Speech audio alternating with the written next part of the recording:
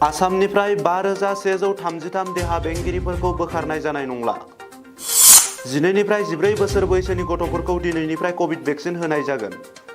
गारिगावआव हानजायारि जिनाहारि खालामग्रा गाहाय दायनिगिरि बिक्की आलीखौ पुलिसआ इनकाउन्टार खालामदों।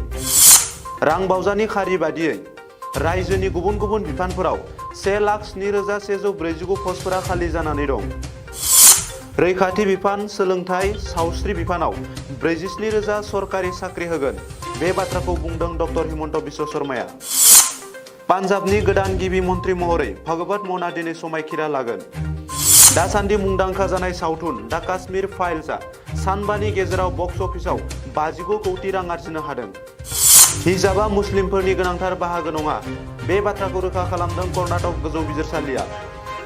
कंग्रेसनि आफादगिरि सनिया गान्धीआ एसेम्बलि इलेक्शनाव जेननायनि थाखाय गंबा रायजोनि कंग्रेस चिफफोरखौ रिजाइन होनो बिथोन होदों। आसामाव दायगोनां हाबा एबा क्राइमआ 30% खमायदों होनना गिबि मन्थ्रि डक्टर हिमन्त बिश्व शर्माया फोरमायदों। आसामनि रांखान्थि मन्थ्रि अजन्ता नेउगा दिनै 2022-23 मायथाइ बोसोरनि बाजेटखौ रांबावजा जथुमाव फरायथिगोन।